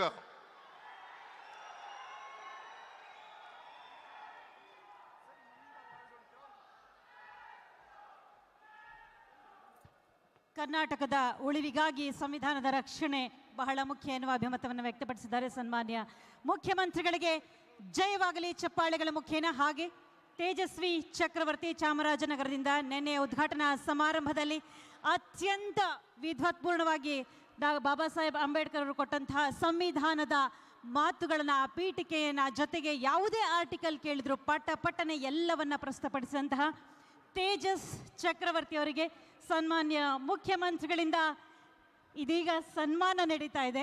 ಈ ಮುದ್ದು ನ್ಯಾಷನಲ್ ಆಂಥಮ್ ಕೂಡ ಇದೆ. ಸೊ ನ್ಯಾಷನಲ್ ಆಂಥಮ್ನ ಬಿಟ್ಟು ಯಾರೂ ಹೋಗೋ ಆಗಿಲ್ಲ. ಸೊ ದಯವಿಟ್ಟು ಒಂದು 5 ನಿಮಿಷ ಇರಬೇಕಂತ ಎಲ್ಲರಲ್ಲಿ ಕೇಳ್ಕೊತಾ ಇದ್ದೀವಿ.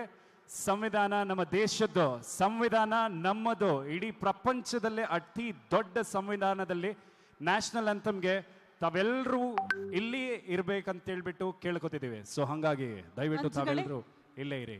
ಬಂಧುಗಳೇ, ಕಾರ್ಯಕ್ರಮದ ಕಡೆಯ ಕ್ಷಣಗಳಲ್ಲಿ ನಾವಿದ್ದೇವೆ. ರಾಷ್ಟ್ರಗೀತೆಗೆ ವಂದನೆಗಳನ್ನು ಸಲ್ಲಿಸಿ ತದನಂತರ ತೆರಳೋಣ. ನಿಮ್ಮೆಲ್ಲರ ಸಹಕಾರವಿರಲಿ. ಎಲ್ಲರಿಗೆ ವಂದನೆಗಳನ್ನು ಸಲ್ಲಿಸಿದ್ದಾರೆ ಶ್ರೀ ನಜೀರ್ ಅಹಮದ್ ಅವರು, ಮಾನ್ಯ ಮುಖ್ಯಮಂತ್ರಿಗಳ ರಾಜಕೀಯ ಕಾರ್ಯದರ್ಶಿಗಳು.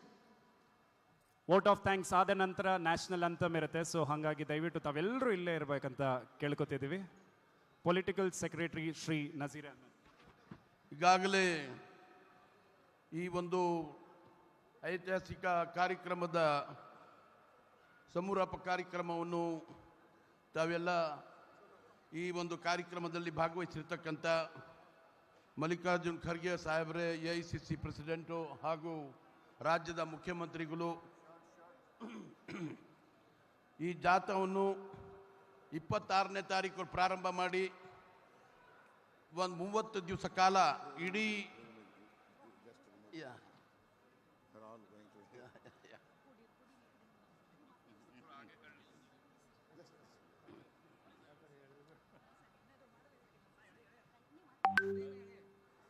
ರಾಜ್ಯದಲ್ಲಿರ್ತಕ್ಕಂಥ 6,000 ಪಂಚಾಯಿತಿಗಳ ಕೇಂದ್ರಗಳಿಗೆ ಭೇಟಿಯನ್ನು ಕೊಟ್ಟು ಇವತ್ತಿನ ದಿವಸ ಬೆಂಗಳೂರಿಗೆ ಬಂದಿದೆ. 2 ದಿವಸದಿಂದ ನನ್ನ ಸಂವಿಧಾನ ನನ್ನ ಜೀವನ ಅಂತ ಹೇಳಿಬಿಟ್ಟು ಒಂದು ಕಾರ್ಯಕ್ರಮ, ಸಾಕಷ್ಟು ಜನ ತಾವೆಲ್ಲ ಕಾರ್ಯಕ್ರಮದಲ್ಲೂ ಭಾಗವಹಿಸಿದಿರಿ. ಈ ಕಾರ್ಯಕ್ರಮದಲ್ಲಿ ಇಡೀ ರಾಷ್ಟ್ರದಿಂದ ಇರ್ತಕ್ಕಂಥ ನಾಯಕರುಗಳು ಬಂದು ಭಾಗವಹಿಸಿದ್ದಾರೆ. ಫಾರ್ಮರ್ ಚೀಫ್ ಮಿನಿಸ್ಟರ್ ಫಾರೂಕ್ ಅಬ್ದುಲ್ಲಾರವರು, ದಿಗ್ವಿಜಯ್ ಸಿಂಗ್ರವರು ಹಾಗೂ ರಾಷ್ಟ್ರದ ಕಮ್ಯುನಿಸ್ಟ್ ಪಾರ್ಟಿಯ ಜನರಲ್ ಸೆಕ್ರೆಟರಿ ಆಗಿರ್ತಕ್ಕಂಥ ಯಚೂರಿಯವರು, ಡಿ ರಾಜಾರವರು, ಅವ್ರ ಜೊತೆಯಲ್ಲಿ ಸುಪ್ರಿಯಾ ಭಟ್ಟಾಚಾರ್ಯ ಅವರು, ಪ್ರೇಮಚಂದ್ರನ್ರವರು, ದೀಪಾಂಕರ್ ಭಟ್ಟಾಚಾರ್ಯರವರು, ದೇವರಾಜನ್ರವರು ಮತ್ತು ತಿರುಮಾವಲನ್ನವರು, ಹಾಗೆ ನಮ್ಮ ಪ್ರೊಫೆಸರ್ ಖಾದನ್ ಮೊಹದ್ದೀನ್ರವರು, ಅವ್ರ ಜೊತೆಯಲ್ಲಿ ನಮ್ಮ ರಾಜ್ಯದ ಸಚಿವರುಗಳಾದ ಎಚ್ ಕೆ ಪಾಟೀಲ್ರವರು, ಕೆ ಎಚ್ ಮುನಿಯಪ್ಪನವರು ತಾವೆಲ್ಲ ಬಂದು ಭಾಗವಹಿಸಿ ಮತ್ತು ಈ ಕಾರ್ಯಕ್ರಮದ ರೂವಾರಿ ಆಗಿರ್ತಕ್ಕಂಥ ಡಾಕ್ಟರ್ ಮಹಾದೇವ್ನವರು ಎಲ್ಲ ಸೇರಿ ಯಶಸ್ವಿಯಾಗಿ ಈ ಕಾರ್ಯಕ್ರಮವನ್ನು ನಡೆಸ್ಕೊಟ್ಟಿದ್ದಾರೆ. ಪ್ರತಿಯೊಬ್ಬರಿಗೂ ಅಭಿಮಾನದ ಅಭಿನಂದನೆಗಳು ಸಲ್ಲಿಸಲಿಕ್ಕೆ ಇಚ್ಛೆಪಡ್ತಾ ಇದ್ದೀನಿ. ಅದರ ಜೊತೆಗೆ ಎಲೆಕ್ಟ್ರಾನಿಕ್ ಮೀಡಿಯಾ, ಡಿಜಿಟಲ್ ಮೀಡಿಯಾ ಮತ್ತು ನಮ್ಮ ಪ್ರಿಂಟ್ ಮೀಡಿಯಾ ಅವ್ರಿಗೂ ಸಹ ಅಭಿನಂದನೆ ಸಲ್ಲಿಸಿ ನಮ್ಮ ರಾಜ್ಯದ ಎಲ್ಲ ಅಧಿಕಾರಿ ವರ್ಗದವರು ಸಹ ಈ ಕಾರ್ಯಕ್ರಮದಲ್ಲಿ ಭಾರಿ ಚೆನ್ನಾಗಿ ವ್ಯವಸ್ಥಿತವಾಗಿ ಮಾಡಿಕೊಟ್ಟಿದ್ದಕ್ಕಾಗಿ ತಮ್ಮೆಲ್ಲರಿಗೂ ಅಭಿನಂದನೆ ಸಲ್ಲಿಸಿದ ಮಾತನ್ನು ಮುಗಿಸ್ತಾ ಇದ್ದೀನಿ. ಜೈ ಹಿಂದ್, ಜೈ ಕರ್ನಾಟಕ. ಸರ್ವರಿಗೂ ವಂದನೆಗಳನ್ನು ಸಲ್ಲಿಸಿದಂತಹ ಶ್ರೀ ನಜೀರ್ ಅಹಮದ್ ಅವರಿಗೆ ಅನಂತ ವಂದನೆಗಳು. ಬಂಧುಗಳೇ, ತಾವೆಲ್ಲರೂ ಇದೀಗ ರಾಷ್ಟ್ರಗೀತೆಗಾಗಿ ಎದ್ದು ನಿಲ್ಲಬೇಕಾಗಿ ನಮ್ಮೆಲ್ಲರ